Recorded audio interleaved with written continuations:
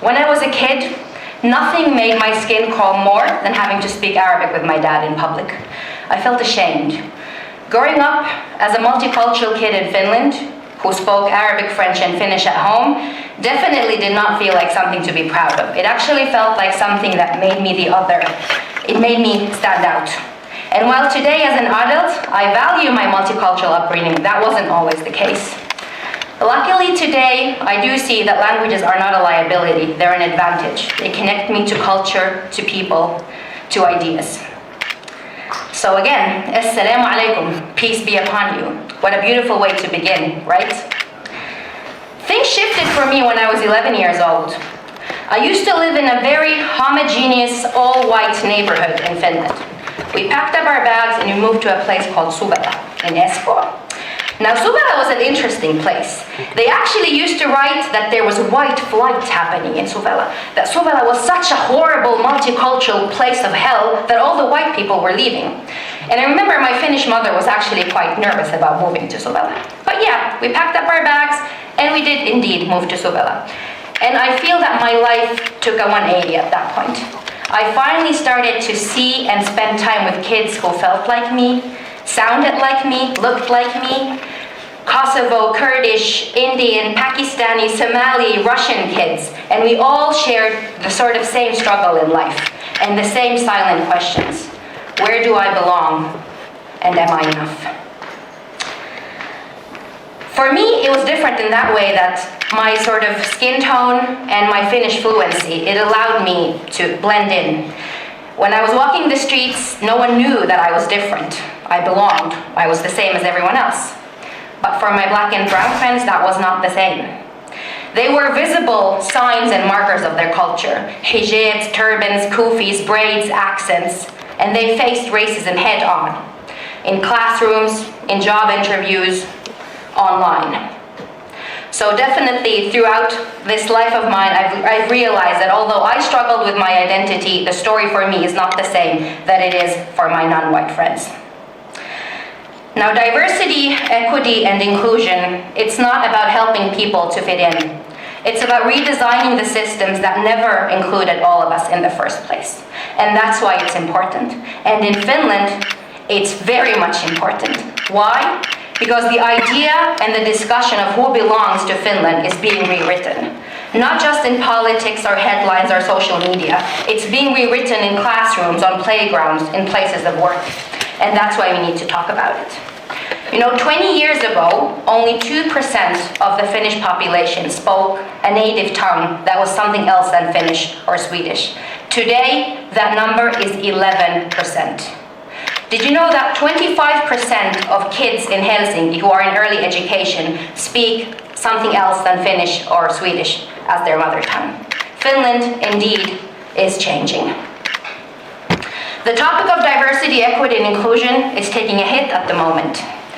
It's being masked into something that is pitting people against each other when the actual origin of diversity, equity, and inclusion is to understand and value that different perspectives bring new ideas, they bring innovation, as long as we know how to lead that diversity.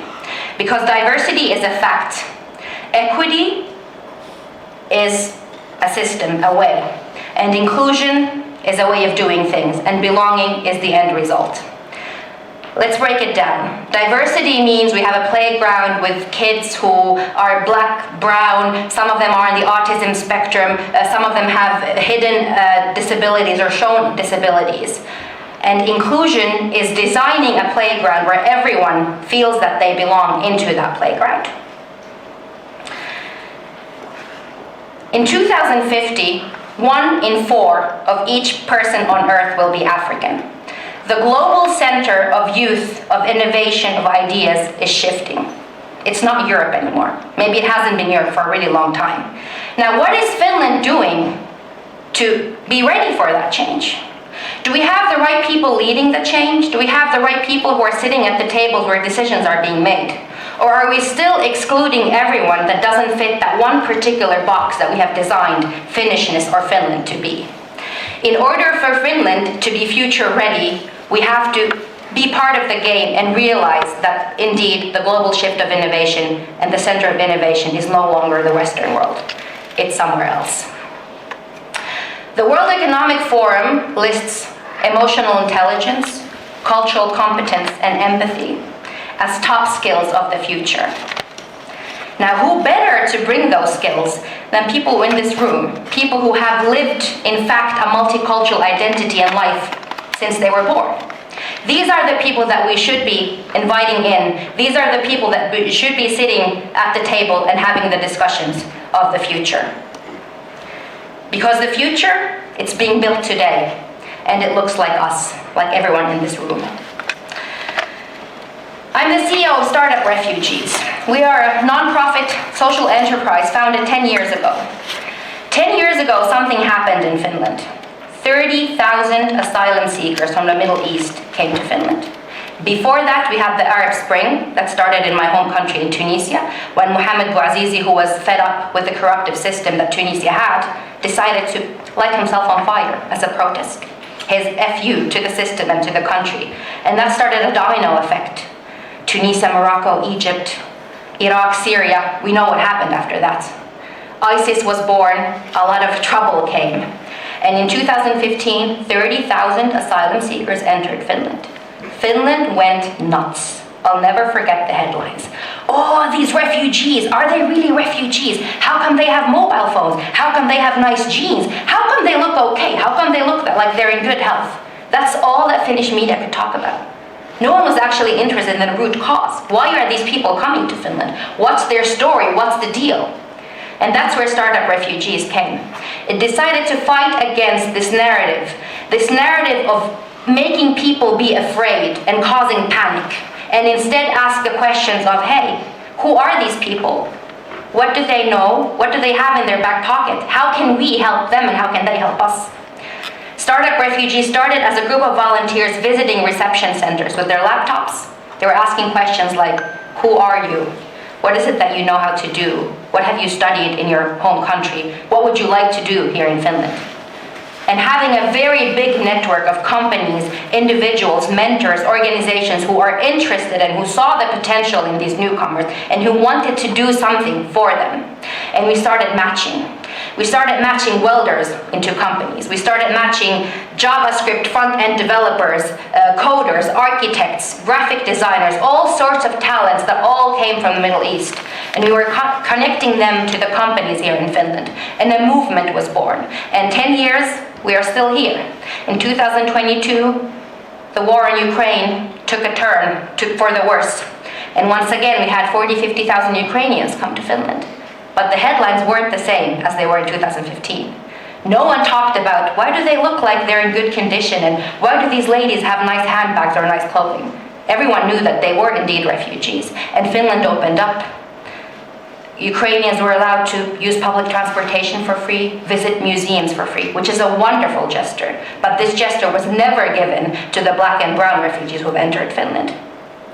So when we talk about diversity, equity, and inclusion, when we talk about Africa becoming the center of youth and innovation, Finland needs to wake up. It needs to start asking the right people into the rooms and giving power to each and every individual, not just the few who fit this mold that we have created, this false mold of what Finnishness is. Would you guess what the most common Finnish surnames between 2015 and 2021 are? The most common Finnish surnames. Ali, Ahmed, Muhammad, and Wen. Maybe some of you have those surnames. These aren't just names. These are Finnish names. They're part of Finland today and they're part of Finland in the future. So I invite all of you to deeply get to understand the theme of diversity, equity, and inclusion, and invite each and every one of you to never, ever be in any way ashamed of your background. This is what I did to myself for the first 11 years of my life, and I wish it would have been different, but I feel that the surrounding around me didn't allow it to be, and the move to Suvela sort of changed everything. But you're living in these international environments. This is your sort of bread and butter, so be proud of it. Don't hide your identity, don't hide your names, your culture, your language, your fire. Bring it in and make Finland for the better. Thank you.